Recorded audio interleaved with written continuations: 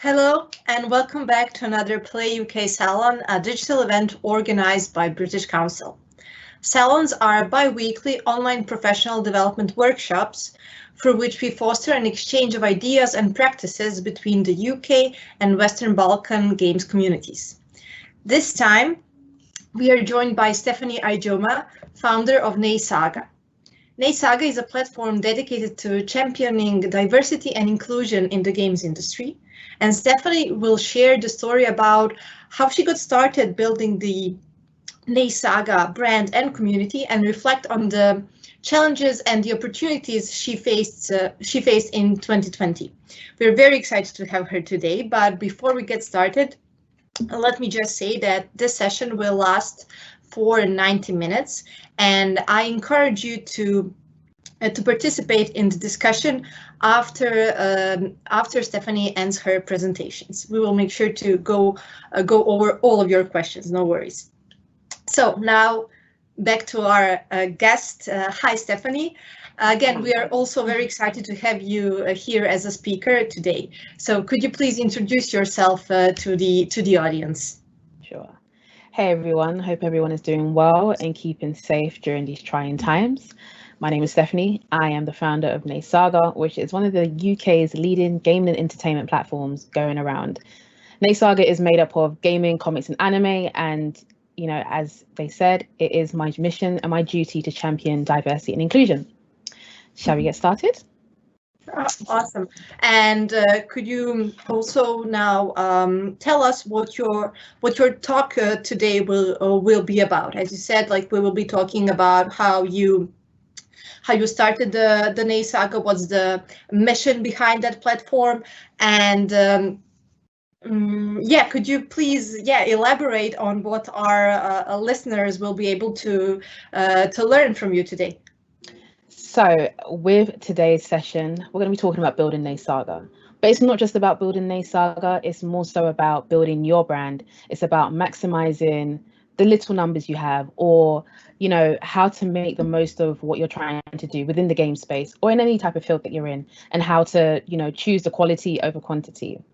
So I'm ready whenever you guys are. That sounds great. I suggest that we start immediately, Stephanie. Oh, amazing. So building NNESAGA. So tonight we'll be talking about who NNESAGA is, myself, the purpose and what we do and what myself does, how to be a content creator, why representation matters, the games industry as a business, what does the future of gaming look like, and just the bits and bobs. So firstly, we're going to just get into some stats, and we're just going to get into what it is right now and how the games industry kind of looks. So if you look at STEM in 2020, they said 70% of workers in the UK games industry are male, compared to 28% of females and 2% which are non-binary workers. The report has also highlighted that 2/3 of people working in the UK games industry are aged 35 and under, and just 10% of them are from the Black Asian minority. Personally, I don't like to use the word BAME, but just in theory, this is from STEM 2020. Yuki, who I am also a current partner with as well, where they had their own initiative called Raise the Game. And Raise the Game with Yuki is just about them partnering with, plenty of partners such as Sony, EA, and many others. And it's just about making sure that, the games industry is diverse, inclusive, and is represented in its truest form. So they said that 10% of the working games industry are from the Black, Asian, and minority ethnic, and which is slightly higher than the national working population, but overall it's still not enough. And again, this is why I'm here. This is why it's important for platforms like myself to be vocal, to be out there, and to also, be that beacon force for others to follow. And then here's just a couple more stats. And just in general, you can just tell that it's not very well balanced. Unfortunately, the games industry isn't as how we want it to be. For me personally, in my experience growing up, gaming has never been, a male or, female thing. It's just been about gaming and just loving a hobby and loving your passion. But, over the years, there has been a lot of gatekeeping. There has been a lot of scrutiny, ignorance, sexism, and racism. And being a Black woman within the industry like that, it comes hard. It comes hard. But we'll go into that further. So NNESAGA. So NNESAGA was founded by myself, and I founded this 5 years ago now. So this would have been my 5th year as the brand NNESAGA. I'll be honest with you guys, when I did start NNESAGA, I didn't really know the direction I wanted it to go in. And that's a good thing. And sometimes as you're doing stuff, you're just learning and growing, yourself and as a brand. When I did start NNESAGA, I actually said to myself, oh, I'm going to have a really big team. I'm going to have production. I'm going to have this. But really and truly, sometimes simple is better. And sometimes people won't understand your vision unless you understand it yourself. So with me, gaming, comics, and anime is my passion. It's my hobby. It's what I love. Gaming, I've been gaming since the age of 4. And being the eldest, I was always the one that, founded gaming and stuff like that for myself, and just founded the fact that this is something that I really love doing and I really, really enjoyed. And then, with comics and anime, over time, I grew to loving that. So I created those 3 because as those 3 are my 3 entities, they make up NNESAGA. So over the last 5 years, I have hosted a total of about 15. It should be about 16, 17 now, if I count this year, but about 15 events. And I focus on events management, community-based events, and branded events. So I have worked with a lot of, gaming brands and a lot of brands in general to make sure that, the spaces are inclusive. People feel like they belong somewhere, and they feel like, they're part of home. And I take pride in doing what I do because I believe in terms of building a brand, it's not just having something online. Online, yes, it has evolved over the last, 10 to 20 years, but I believe in the fact of trying to build something offline, because that's where I started from. I started offline before I actually merged into content creating. And as you go through this journey of NNESAGA, as we discussed today, you will see how I actually started it offline and then moved on to online. And I think that with, again, starting stuff offline, it kind of allows you to kind of build those solid foundations. I'm so fortunate enough to have the community and audience that I do have, that regularly come to my events. Unfortunately, due to COVID, I've had to move all of my events online. And I'll be honest, it has been difficult because it's just navigating through the online process. Yes, gaming is online and you do play with your friends online.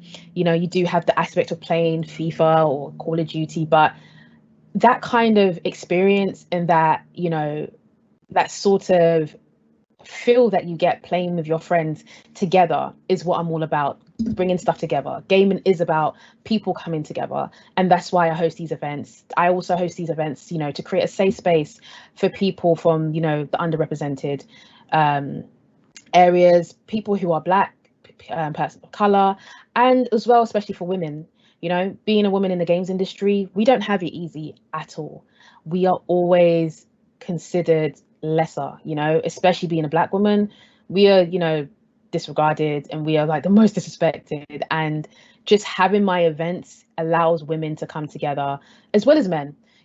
Again, one of the reasons why I actually created NNESAGA was because, it just allowed a lot of men to do a lot of unlearning within the industry, because sometimes men just don't even know that there's women in the games industry because they've been so conditioned to think that, gaming is just for men. So having a mixed brand and having a mixed community allows that sort of connection together. How big is the NNESAGA community? Like it's been around 4 or 5 years, and how much has it grown since its beginning, like online and offline as well? So offline, I started off with, I think my first event I started off with like 20, 30 people that would come. Now it's evolved where offline I'm hosting events for like 200 to 300 people, and then when you mix that to, online now, it totals up to like 4,000 or 5,000 people. And they're from all different areas: Twitter, Facebook, YouTube, Instagram, Twitch even. And it's just a thing of, because of what I've done offline, it's allowed that thing to transition to online. So it didn't really take me that long to kind of build my presence online, because I was doing it, but then I was also doing the task of doing that stuff and doing that offline work. So yeah. Hope that's answered your question. Yes, of course. Yeah, Awesome. So going into community management. So prior to that, being a content creator, my mission and my priorities, being a community manager, being a community leader for gaming within the industry. Again, like I said, I'm always about creating safer spaces, bridging the gap between brands and the community, doing workshops and removing the toxicity. Removing the toxicity is so important for me because I want people to be and feel safe when they're playing games. That's all we want. I also make sure I create workshops so it allows, people who are content creators, people who are trying to build their brand, and people who just want to learn about the games industry, or they want to actually step into the games industry. Not everything is about content creating and streaming. Sometimes people just want to work on the back end of things. They may want to be able to help product launches. So if a new game is coming out, they want to be able to be part of that, be a part of that journey. They also want to be able to try and see if there's ways they can be devs or, actually work with the publishers who create the games. And bridging the gap with the communities and the brands. So as I said, I've been fortunate enough to work with a lot of, brands and some of your favorites, making sure that they do engage with the community, especially, the minority. Oftentimes when you do see, the games being marketed or the campaigns going, it's not diverse. And this is what I'm here for, to make sure that the campaigns are well diverse, well inclusive, and well represented.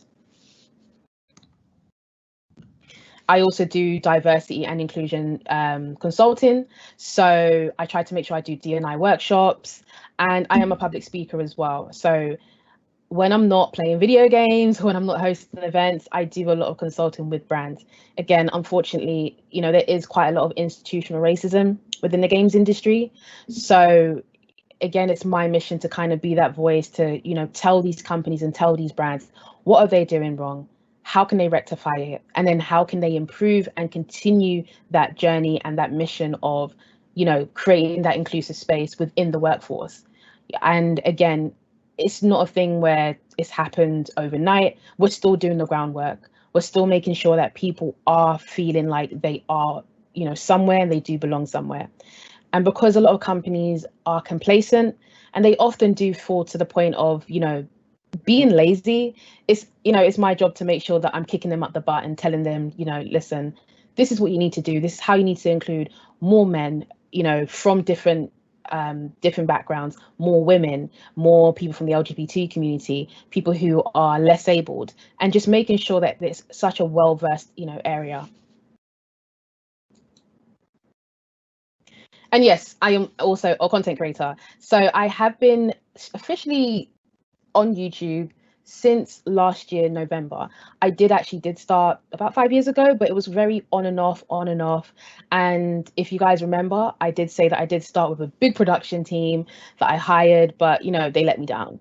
So I said, you know what, I'm going to actually just use the time that I guess I weren't on YouTube and build my brand offline, make sure that it's solid. So then when I do transition into becoming a content creator and a streamer, it's not that hard for me to, I guess, get the following or get the engagement or let people know who I am.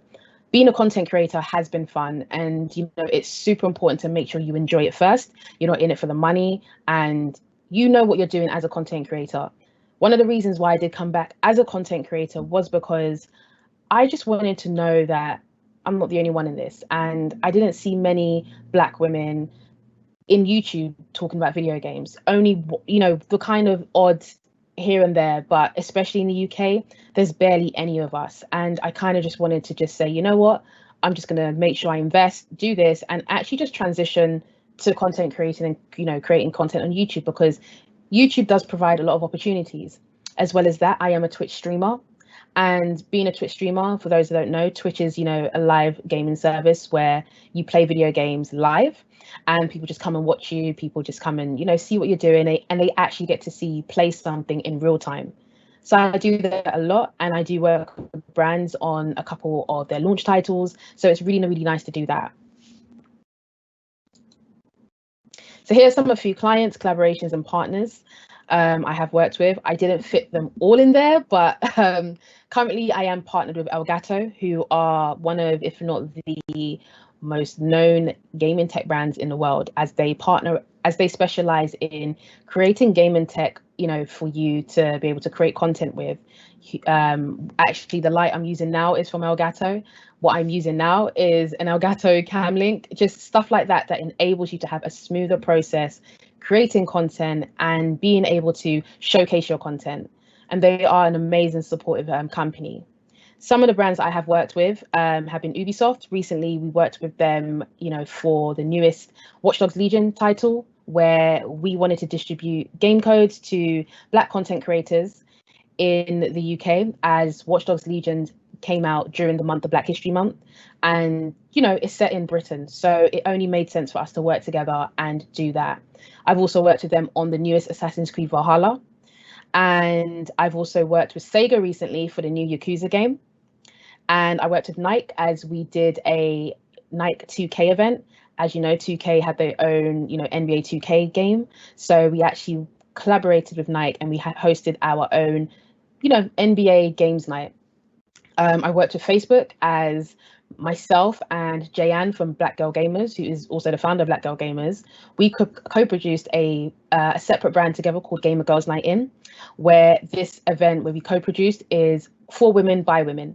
And it is a safe space for women to network, work together, collaborate, and just celebrate being a woman in the games industry. We also made sure that we, put in the fact of gaming, beauty, and fashion. So in January, we actually did a event with Facebook as they sponsored the event, and we were able to create an amazing, Gamer Girls Night In. Worked with brands such as Puma for my FIFA event, which I collaborated with last year. Worked with Sky Sports. Recently worked with Xbox for their newest, Xbox Series X and S launch. And I worked with Sony recently for their newest PlayStation 5 launch as well. Worked with EA for various titles such as FIFA, Adidas as well, Twitter, 2K, and many, many, many more. I've recently been featured in Forbes for, how, as Black women, how can we tell brands to be more supportive and cater to our existing brands? So, yeah, I mean, there is a lot more, but I don't want to bore you guys. So, yeah. Yeah, you wear many hats, Stephanie. Thank you. So, just a couple pictures here.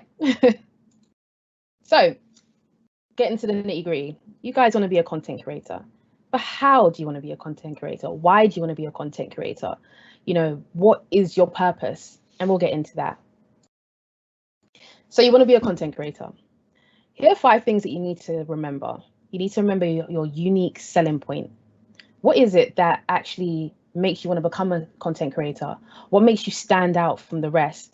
What is it that, people can go to when they look at your channel? What is it that makes you you, and what makes you different and significant from any other, content creator?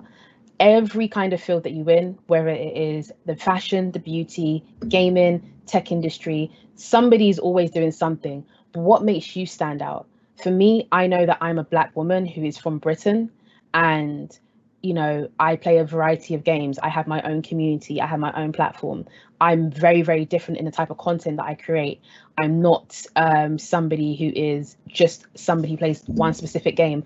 I play a variety of games, but then I also do more than just YouTube, which is why I've been able to have opportunities with partnering with YouTube, as I moderated a panel for their YouTube Black panel. And then secondly, what's your purpose? Why do you want to do it? What is it about content creating that makes you want to start? What do you see yourself doing from now into the next 6 months or 8 months or 9 months?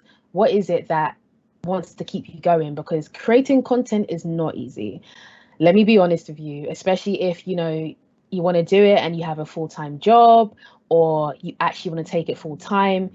What is the purpose? Because purpose is about being patient. You have to remember that things aren't coming to you overnight, and you have to remember that your purpose is something that's going to carry you until you leave the earth. You want to make sure you have fun. Don't look at this as a job. Yes, it is a job, but don't look at it as an actual job, because gaming is fun, right? And gaming is all about just enjoying yourself and being immersed in the game.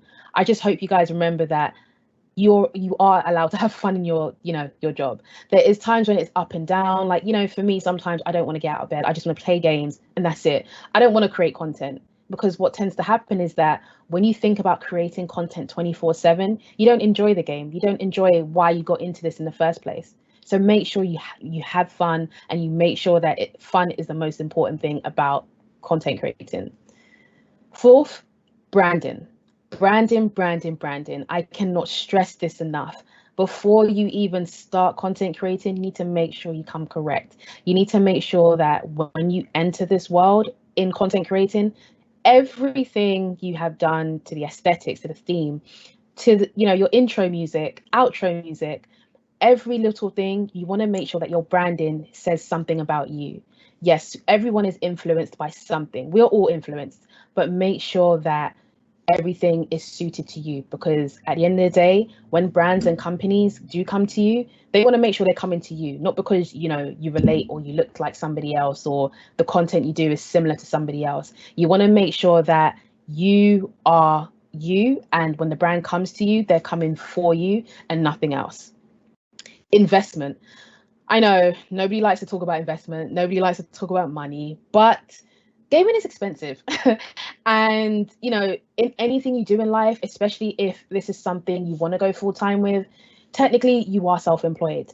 You are going to have to open the piggy bank, and you're going to have to spend some money, but don't feel like you have to spend £5,000, because people who spend £5,000, they're still not at the level they want to be at. We're going to definitely touch up on some of these topics very, very shortly. So going back to building your brand, market research. Make sure you do enough research, see what is already existing and how you can be different. Just like I said about USP, what is actually existing in the market? What is it that is there, but you can bring better? Or sometimes when there is already a model, how can you reinvent it, or how can you actually improve it? For myself, I try to make sure I'm authentic. I try to make sure that I'm not doing something that everyone else is doing. Try to not get lost in what's currently going. Yes, I understand a new game can be coming out and you want to make sure you're covering content for that specific day, that specific time. But if you can't buy the game for whatever reason, or if the company doesn't send you the code on time, don't worry about doing something to meet the deadline. People are still going to watch you regardless. Branding. As I said earlier, what themes will you be using? How will you stand out? How would you be recognized?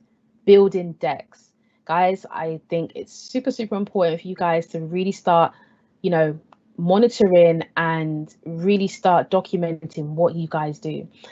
In the first 3 months, what brands have you worked with? If you haven't worked with any brands, or if you have got a certain amount of numbers or a certain amount of traffic, document everything you can document, because when it comes to building a deck, you need to be able to build something you're able to propose to a brand. I think that a lot of people try to go into this blindfolded, and it's understandable. I did the same. But I think because of the community that's been built out there now, and there's so many people really trying to do what they want to do, talk to people about how, I guess, they built a deck, or talk to people about how you can, build something else. Learn. I was speaking to the team earlier about how I learned some of the graphics that I'm doing. Photoshop. I learned that on YouTube. There's so many free courses out there, especially with After Effects or Illustrator, or even, free apps to use like Canva. Honestly, using that time out and trying to just, work around tidying up your brand goes a long way. It makes you distinct. It makes you know who you are. Content. So what kind of content do you want to kind of create? YouTube, Twitch, both? Do you want to just stick to Facebook gaming? What are you going to try and put on Instagram and Twitter? What you need to do is make sure you have to keep consistent throughout all channels. So for me, I am, predominantly on YouTube, but I'm also on Twitch. I am on Facebook. I don't do Facebook gaming, but I try to make sure that I'm always keeping up to date with Facebook. Facebook and obviously Facebook have bought Instagram, so you can always have a thing where you can just literally attach those two together. So anything that you post on Instagram, it goes directly to Facebook. Those little ways are able to have that sort of thing where you're maintaining brands, you're maintaining your reach across the board. Also making sure you're keeping up to date with your Twitter and Instagram. Start seeing what is the best times and what days, you're able to post. For me, when it comes to YouTube, I know that I try to make sure I post at least 3 times a week. I try to post in the midweek, on the weekend, and the beginning of the week. And I try to make sure I'm posting just, I guess, around 12 or around after work, because those are the times I know people are going to watch. Just like with Instagram. Instagram have the analytics where you're able to check, when are the best periods and times of the days or months that you're able to post. So for me, posting around 3 p.m. and 7 p.m. are my best times. I still need to be consistent, but those times are the best times for me to post. And on Twitter's where people can interact with me. You want to be able to interact with your audience. I don't really like calling people fans, but you want to be able to interact with your audience, your community. You want to be able to have that thing where there's that kind of direct access, because sometimes when you're talking on YouTube or sometimes when you're talking on Instagram, it can be overbearing. Sometimes just a quick tweet can send it a long way. Quality over quantity. It's not a journey. Sorry, it is a journey, but it's not a race.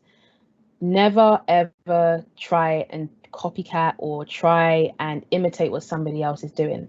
Comparison is a thief of joy. You have to understand that your journey, your path is different from somebody else. And I know there is that temptation of looking at what somebody else is doing and seeing what they can do, that what you do can help with what they're doing. Try to understand that you are you for a reason, and that the reason why people are watching you is because it's because of you. The reason why somebody like Twitter is coming to you is because they saw the type of content you have created. Don't try and fold, don't try and imitate others, because you then tend to get lost in who you are as a brand. And then when a brand comes to you or approaches you with, oh, I have an idea, you kind of then get lost on what can you actually provide them? What can you actually, showcase them, because you don't really have something of worth to hold. Equipment. Yes, I know we're back into the money topic. But budgeting and investment, like I said, gaming is not cheap.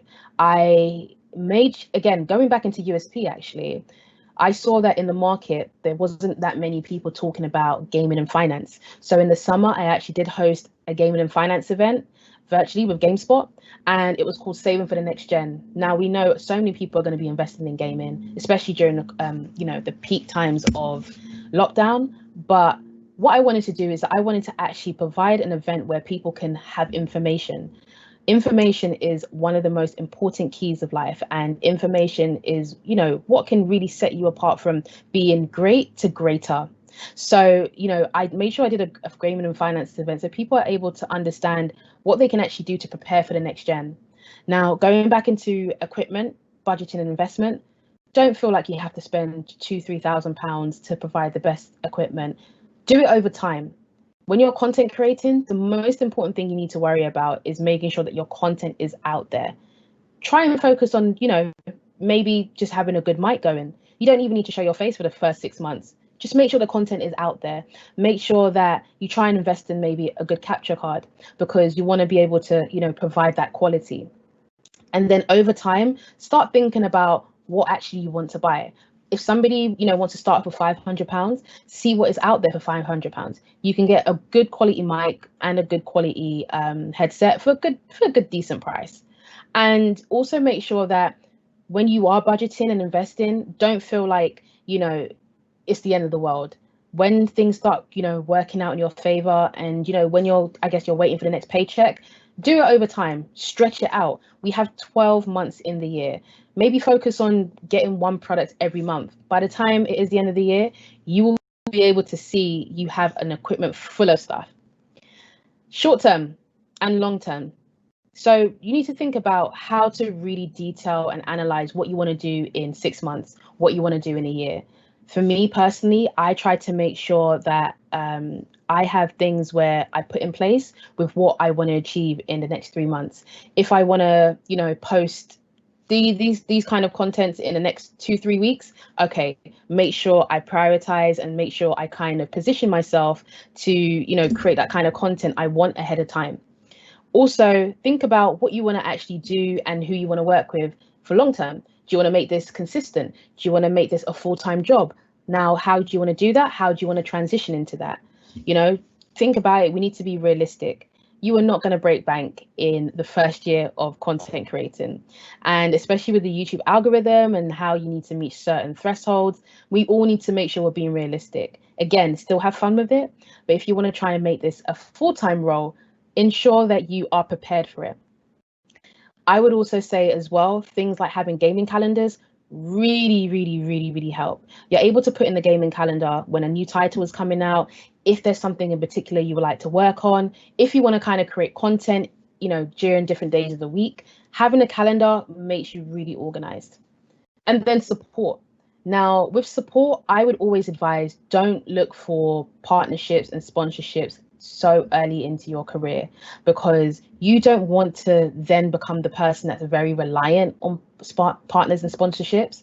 For me, I've been 5 years into this. It's only this year that I actually, got the partnership that I got, and some of the sponsorships that I got, were probably like over the last 1 or 2 years. But that's because I wanted to basically build something first before I was able to present it to the companies.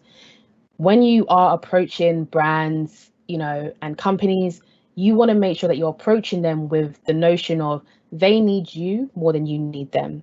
When you are approaching them, you need to make sure that you're saying to them, this is why you should include me in your partnership. This is why I should be on, your radar, why I should be a sponsor of you, because that knows and that also shows that you provide quality and that you have value. Everything is about value for me. Everything is about impact. I've always been a person to preach impact over numbers, which is why I've been able to work with so many brands I've worked with, because, once you get the numbers idea out of your head, again, you don't have to have tens and thousands of subscribers to be considered as somebody important in the space that you're in. You need to make sure that you're providing impact, proving and providing something different that sets you apart from the rest. So what does the future of gaming look like? Representation matters.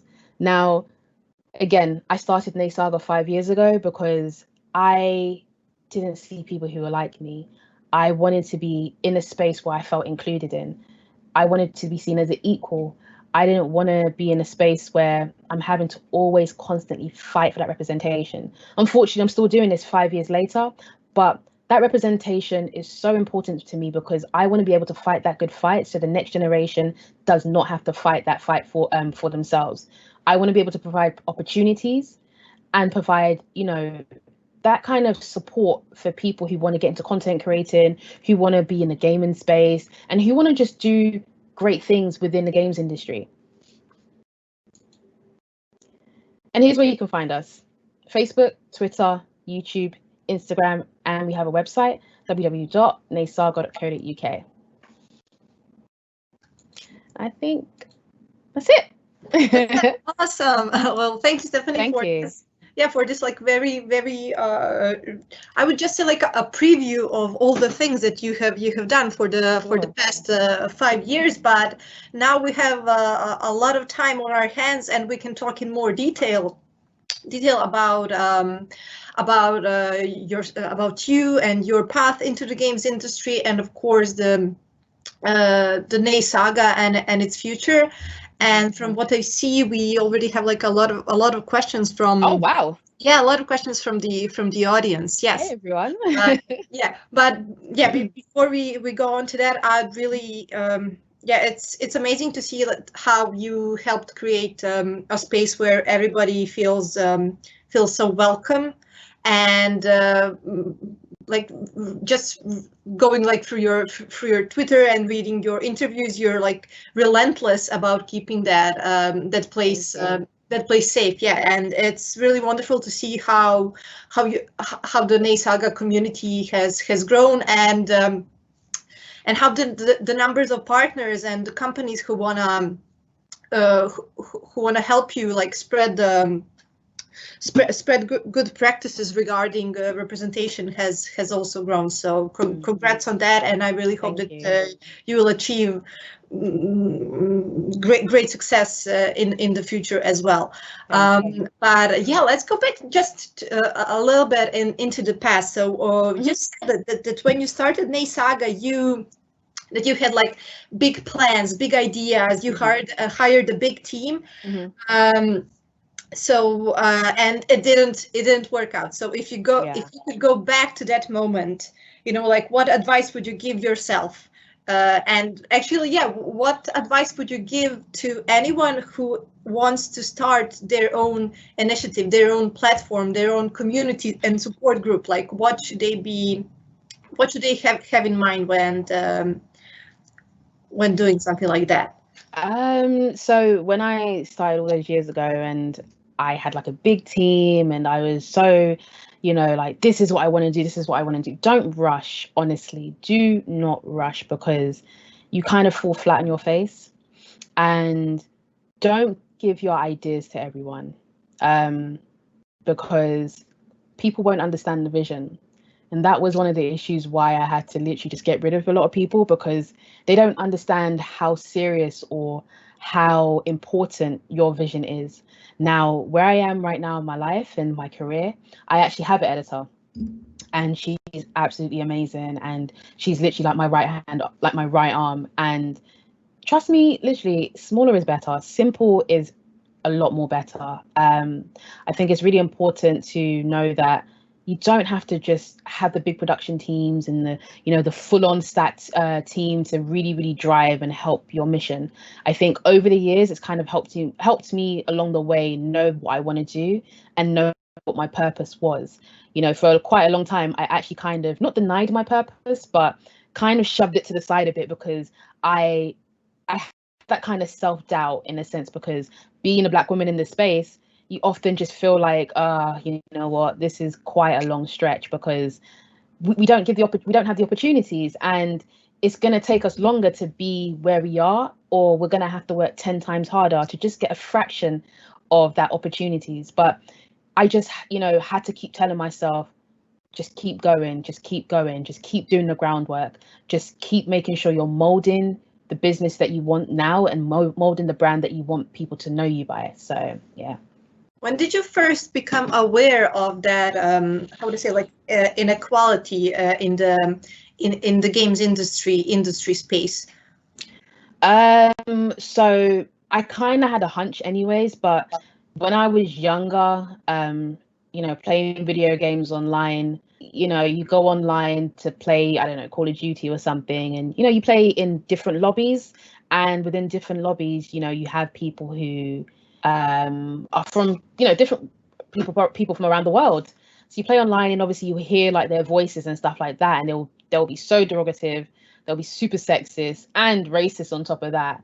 And it's just like, you don't even know me, and maybe if you won against them in a match, it just kind of showed that, listen, I didn't think that gaming would be this bad, like it'll be super toxic.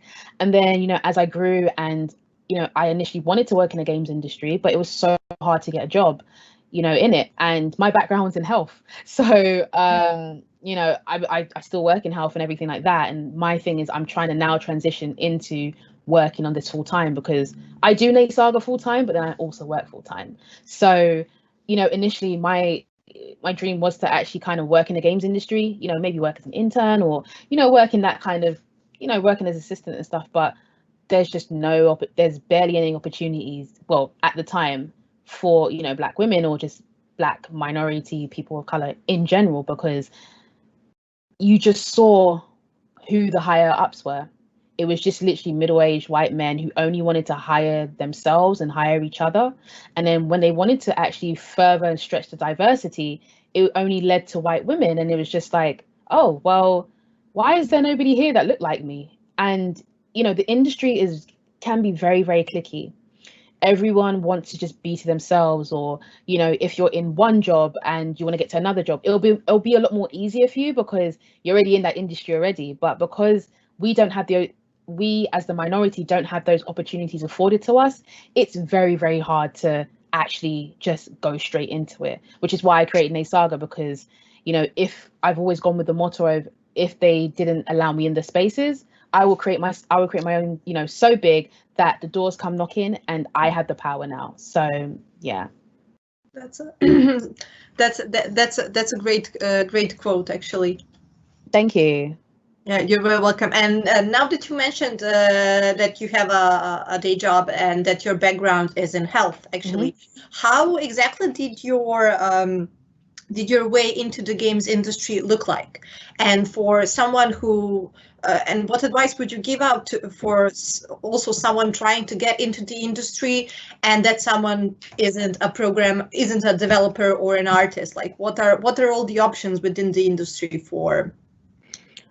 So, quite a lot of the times people just literally create their own Twitch channels, or they will create a channel dedicated to a particular game or a particular subject within the games industry, a particular genre. People create their own, blogs, people actually create, their own things, or they freelance a lot of the times, especially if you are a dev or, somebody who works in the games industry who really wants to get into it, freelance, create a portfolio, then showcase it. Sometimes nowadays, a lot of people actually, get called up by somebody reaching out to them via Twitter or via Instagram. And, social media is so powerful to the point where you can actually just reach out to someone by literally a click of a message. And I think it's super, super important to showcase your work because, for me, because I created NNESAGA and I was doing things and showcasing what I was doing, a lot of brands saw that and then they started waking up. They started actually reaching out and saying, hey, like, we'd love to work with NNESAGA on this particular thing, or hey, like, can we have a talk with you on how we can actually work together? And from there, it kind of molds into it.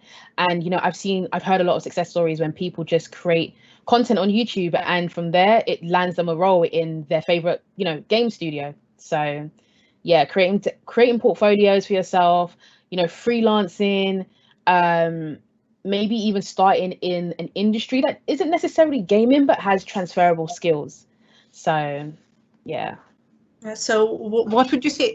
So at NNESAGA, you, as we said, like you wear a lot of hats. You're the founder. You're the content creator. We can call you like a business developer as well. You're the brand manager. You're everything there. So what would you say like are the key skills that you have that make you like successful in your line of work, and that everybody else should try to nurture in themselves in order to succeed in this line of business? Well, firstly, you have to be passionate. You have to eat, breathe, sleep, wake up, go to sleep, wake up again, gaming. That is literally it. Yes, you can have your downtime because I don't game 24/7. As busy as I am now, like I'm even trying to find time to game. But you need to make sure you love what you do because that is what will carry you through a long time and in your career. Secondly, organization. Because I wear a lot of hats, it's it can be quite difficult, but I have been able to make sure I'm always on top of everything. Being organized really, really helps because organization doesn't even just come from creating content and doing that. Even the creating of content, writing scripts. Sometimes I do forget something when I'm playing a video game. If I'm trying to review a game for a company, I often forget stuff because I'm so immersed in the game. So having like a notepad by you, writing some little things, pausing the game really, really does help structure the type of content you want to create in terms of review. Also, again, like I said earlier, the structure of things, prioritizing stuff, having, gaming calendars really, really does help. Ever since I had a gaming calendar, I literally just, honestly, you can just do it yourself, but it really just helps, knowing where you want to place things or what titles you want to work on, who you need to reach out to, how far in advance you want to reach out to them. So yeah, just, I guess, passion, organization, prioritizing things, being very well level-headed, being assertive, because for me, this is my brand. I have to make a lot of, boss decisions, and I have to make a lot of decisions maybe that won't, I guess, be the best, but not most necessary. You need to be resilient as well, because, there's times when I've just, not that I've been sick of it, but it's not necessarily sick of the industry, it's more so sick of what the industry has created in regards to the lack of space. It's that frustration, but that frustration powers the drive that I need to go into. And it's just being motivated, being hardworking, being also empathetic as well, like having that empathy, because yes, I am very confident when it comes to gaming. I'm very vocal about it, because the reason why I have to is because I have to wear that back and that shoulder that a lot of, people who may want to be that vocal can't do it. I'm not saying I'm a role model, but I know that I'm representing an audience, I'm representing a demographic that look up to me and want to be able to be in these spaces, but they can't. So it's up to me to make sure I'm providing that, that lane, I'm bridging that gap. And, it's making sure that what you're doing and what you're saying is helping those behind you that want to come forward as well. And, it's also making sure that just having fun, like I said, just having fun with it. And also making sure that you know your worth and you know your value. Making sure you have morals, making sure that you have integrity. Integrity is everything for me, because being in this industry, I don't look like your typical gamer, I think, from a lot of people have seen. And I say this in a lot of interviews, I say this in that, and I'm gonna keep saying this, but being an attractive woman in the industry is dangerous because a lot of people feel like because you're attractive, you don't know what you're talking about. And then what tends to happen as well, they tend to try and take advantage of you. And especially because, unfortunately, the industry is very male dominated. A lot of men in power like to use that as an advantage. Sometimes you never know whether it's business or it's business and pleasure with them. So having integrity really, really makes, allows you to know what is actually real in this industry and what is it that you can stay away from, and making sure that you have that support system. Like, I have the most amazing friends that keep me well level-headed times when I just need to vent or I just need to escape from my job, in the industry, just to have some downtime. It's just nice to just have that support system with my family and friends, and just having a supportive family as well, and being in a mentally level-headed space, so yeah. Very cool. Yeah, a member of our audience actually asked an interesting question, which is, it touches this topic that you were just talking about, how being having integrity and how being confident is a must, actually. So they were asking, were you nervous when you did your first stream, and how did you find the confidence to do this work? I mean, it has to be super hard. Like, you're a Black woman, you're in the gaming community, and you're stepping into a community that sometimes isn't, or actually like often isn't welcoming to, isn't welcoming, and is known to be very, very harsh. I mean, like, I never go through YouTube comment section. I don't want to see what's in there. Like, I couldn't bear it. So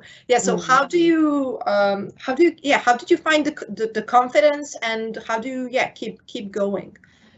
It's crazy because, at first I actually didn't want to come onto YouTube. I was so nervous because, as a human being, everyone has insecurities, right? And you may feel like, yes, you're the most amazing, beautiful person in the world, but then that one comment that somebody leaves you is just like, it can ruin your day. But I think where the confidence came from is the fact that I know that this is more than me. This is bigger than me. What I'm trying to do is not just me trying to get all the views and stuff. No, it's for people like you to also have the confidence to just come on, because if I can do it, you definitely can do it. And if you can see somebody who's doing it already, that should be your driving force to say, look, listen, I can do it myself. And I guess when was the first time I streamed? Oh, it was years ago. But the first time I actually streamed like properly, I was nervous because it's coming back into that streaming world. And with Twitch, like, people are watching you live. So you can't really, you know, but it's not like it's a You're gonna keep pre-recorded your thing. poker face, like your comments aren't doing it. You know, but it's a thing where it's like just talking to your friends, you know. When I do stream, sometimes I feel like I'm talking to myself, but when you read the comments and just how interactive people are, you then calm down, you then kind of get into the rhythm of streaming, you know, and into that habit of doing it. So I think it's a thing of maybe just watching a couple people who, you know, look like you, who, you know, you're interested in, and the type of games that you look to, you know, streaming soon, and seeing how they're doing it, and reaching out as well. Don't feel like you're alone in this. Like, again, I've built a community where people, it's been so great to just see so many people in my community help one another because of the platform that I've given them. You know, I have a Discord where people just help support each other, you know, they share each other's videos, and now to the point that, you know, they're collaborating with each other, you know, they're connecting with one another and stuff like that. And it's like, don't feel like you have to do this on your own, because, you know, we can't all be on our own doing this. So yeah. Cool. And yeah, you were talking as well about how as a creator that one should focus on the quality of content produced. But and also a question from the audience. So how do you measure or communicate that that quality and the impact your content has? How do you measure that? How do you measure it, and how do you communicate it to the brands and partners you want to work with? So in terms of like the quality and stuff like that, now I'm not telling you to get £4,000 camera, because when I started, I had like £200 camera. I didn't have the lighting, like all of this you're seeing now. Like this is a journey, you know. When I first invested, because me personally, I'm the type of person that just likes to spend all in one go and I'll be good. You know, again, you don't need to do what I do, but for me personally, I just wanted to make sure that I got my PC, I got my monitors, I got everything set up, ready to go. Now, but I knew that I had to still improve on it. I knew I still had to do upgrades. I knew that with this industry, you're always upgrading. Something is always coming out to the point where you're just tired and you're so over it. But, you know, brands still work with people who, you know, are still streaming on like, you know, like £50 webcams and stuff like that. And I think if you're trying to reach out to a brand, make sure when you're reaching out to them that, you know, you kind of know what to expect. So in regards to that, what's a good example? When I reached out to somebody like Noble Chairs, who are my sponsors, I actually did a video on chairs. It wasn't Noble Chairs, it was another chair. And it did really well because people just saw that, oh, it was an affordable chair. People are looking for that affordability. And when I did reach out to them, they could see that I've done content around a gaming chair, not necessarily theirs, but a gaming chair. That makes them more inclined to actually say, oh, okay, then we're going to see what this looks like if we give you our chairs. Do you understand? So it's that kind of relatability. Companies and brands want to actually see what you're already doing. Somebody like EA, I'm so fortunate enough to have a really good friend who works for EA, and I do a lot of work with them. And with EA, they want to be able to see the games that you're playing. They want to be able to see that you're already playing their games. So when you actually approach them, it's like, oh, okay, you can play FIFA, you can play Apex, you can play Madden, and that makes them more inclined to work with you. And then on top of that, that actually helps, you know, build up your brand as well. And in regards to the quality, don't try and do something that's not authentic to you, because don't play FIFA because, you know, EA like it. You want to make sure you like it first, because they can tell in videos. If you're somebody that loves The Sims and it's also EA game, play that because they're still interested and it's still their game. So I hope that's answered the question. Again, it all comes down to being passionate about what you're doing, what you're playing, what chair you're sitting in. Yeah, exactly. Cool. So yeah, another question from the audience first. I think that I'm sorry if I don't pronounce it correctly, but I think that Michaela is telling you what a major inspiration you are. Hi, Michaela. Oh, hi, Michaela. Thank you so much. Yeah, and Thank you. she's curious to learn which space you feel most confident in as a content creator, D&I consultancy, or public speaking, because she is navigating how she can combine all these three for her future. She's very new to content creating and enjoys it, and loves how you're combining all three in your work. Thank you. Thank you so much. Shout out to you. So hi, Michaela. So I didn't start content creating first. I started, if you wanted to, out of those three, it was more so public speaking first, then consulting, and then content creating. You don't want to try and do something all in once. I would definitely say start off with content creating. Just start getting a feel of it, because when you are content creating, technically you are public speaking. That boosts your confidence, and that kind of gives you that sort of experience to talk to people. So how we're talking now, this didn't just start from content creating, it actually started from me, public speaking and stuff. And then from content creating, there will be opportunities where you'll be able to public speak, or you'll be able to do D&I consulting. So I hope that helps. And good luck as well. And when you do start, send me your page and everything. I'll be more than happy to support. Awesome, thanks. So you mentioned actually, yeah, you're working with a lot of brands and a lot of big gaming studios. So, and we've witnessed like a number lately in the past couple of years. We've witnessed a lot of a number of initiatives regarding diversity, inclusivity from those big companies. But are you really seeing like some changes? Do you think that the companies are actively working on creating better environments for and making better choices for their employees, and exactly like how do you help them make those better choices? So it was really unfortunate that the Black Lives Matter movement had to make a lot of companies wake up. And honestly, it was super disappointing because this sort of thing should have been happening. And I think it's important to say something. This was a wake-up call for a lot of brands and a lot of companies. But what I will say, it's happening slowly but surely. With the Xbox campaign and everything, I had to go to Xbox because I wasn't happy with what I saw. Even if it wasn't me, I wanted to make sure that there were actually Black content creators a part of their launch campaign, and if you don't like something, you have to fix it yourself. Literally what I did throughout this whole entire campaign with, Sony and Xbox, because I think it's just so important to understand that people are watching you 24/7. Companies are being watched 24/7, and if the consumers don't see that there is representation, not just only in their campaigns but actually in their games as well, they're not going to want to invest. Gaming is an investment. They don't want to invest in that kind of sort of stuff because they're not seeing what looks like them, and I think it's really, really important to always be vocal about something that you don't like, because companies are inclined to fix it. You just have to make sure you're making a lot of noise about it. And don't let it be a thing where it's just a one-time thing. Let it be an occurrence. Working with Xbox and Sony and stuff has been absolutely amazing, but the work still continues. Even after post-launch, I'm going to go back to them and we're going to discuss how we're going to do stuff for 2021. You want to keep that on-cycle relationship going, because that's how things improve. Permanent changes for permanent solutions.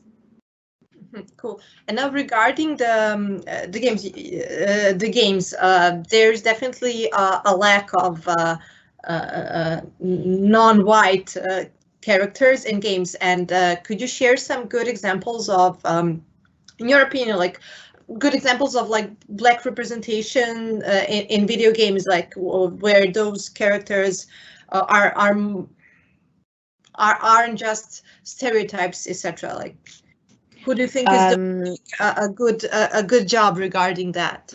So I'll give a recent example actually, because this game's coming out, and that's Miles Morales, who is the Spider-Man. And Miles Morales Spider-Man, which is the game that is actually coming out tomorrow in the US and next week for the UK. Now, the reason why Insomniac Games, who are the devs behind this game, did such a great job is because they pushed the boundaries. They made sure that Miles Morales was represented in his truest form, you know, and not only is he black, he's also half Puerto Rican as well. So it was that representation that really, you know, allowed that sort of thing to be seen and visible. When there was a lot of trailers coming out, you just saw the black and you saw the black and people of color be emotional about it, because it was in its truest form. It's from everything. They took care of, like, his hair to even the way he talks, you know, his body language. It's just that time and care needed that didn't look like a stereotypical black character in a game. And this is what we need. This is why we need more diverse people in the games industry, because they're able to tell our stories. You can see stuff from, like, you know, Apex, where it's such a diverse pool of characters. It's because they have, you know, people who are like us representing us and telling our stories, and that's exactly what you want. So yeah. Cool, thanks.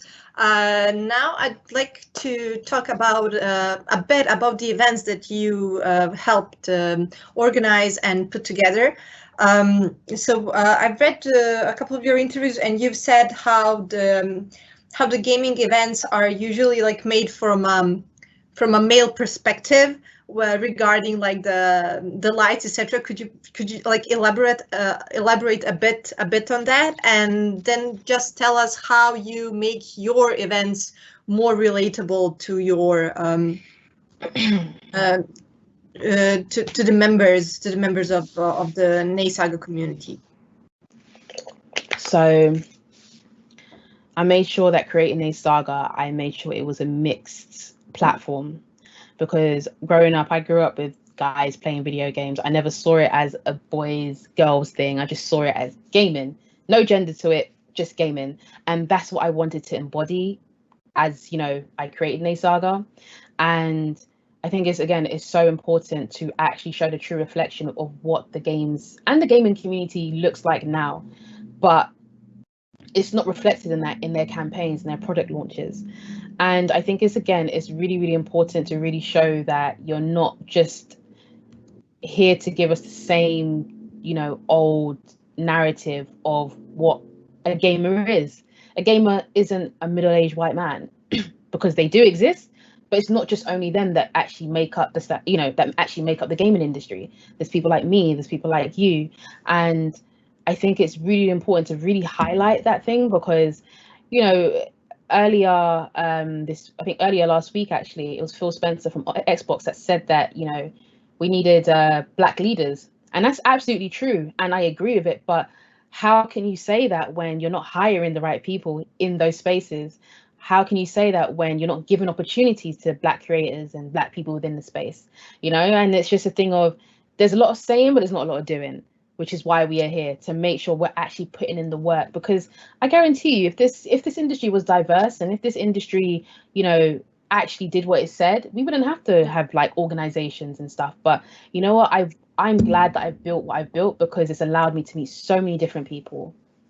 Awesome. Yeah, it's great how your values are reflected in your work. Yeah.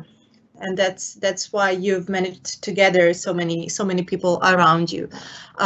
Cool. So it's been already 5 years since you started the NNESAGA community. And what would you love to achieve or to do in the next 5 years? Like, what are your big plans and ambitions? I'd love to create a games agency, which I'm currently trying to do in the process of now. And that games industry basically will allow me to work with companies to create better, you know, inclusive campaigns for their launch titles. You know, building NNESAGA over the last 5 years has really opened my mind in terms of my creativity. And being a content creator is about creativity. So I want to be able to use my skills and really just bring them to life in campaign launches, and also include people who don't get those opportunities. I want to be able to bridge that gap.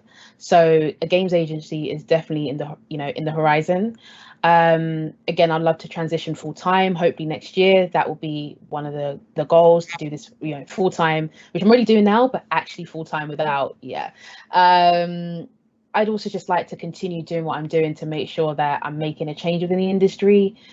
I would like to see more people, building something like NNESAGA, or building something that, helps them become more prominent in the industry.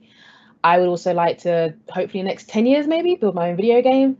I'd like to, there's a lot of dreams that I have, which I'm going to do, I'm going to make.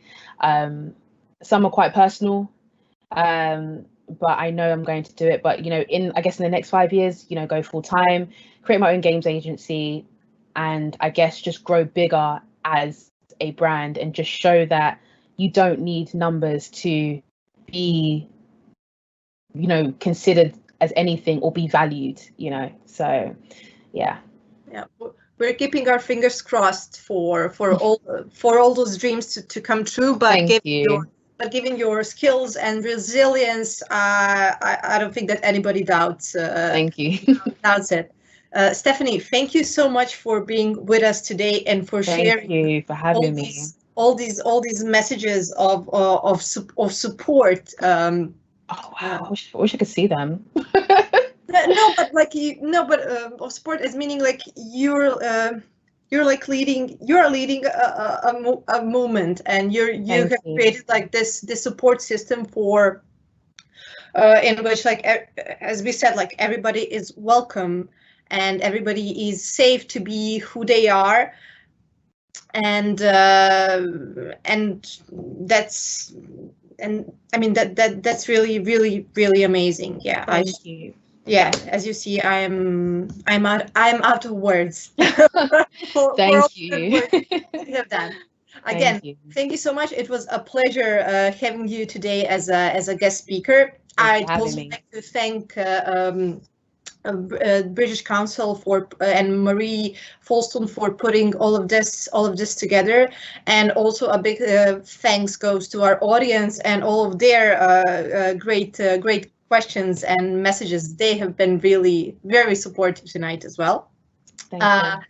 I would like to tell you that our next Salon will be held on Wednesday, 25th of November, and that our guest speaker will be Gabriel Jenks, Director of Digital at Manchester International Festival. So please make sure to join us in 2 weeks' time, and yeah, we'll see you then. Again, Stephanie, thank you so much for being with us. Thank you for having me. Thank you, everyone. Thank you. Bye.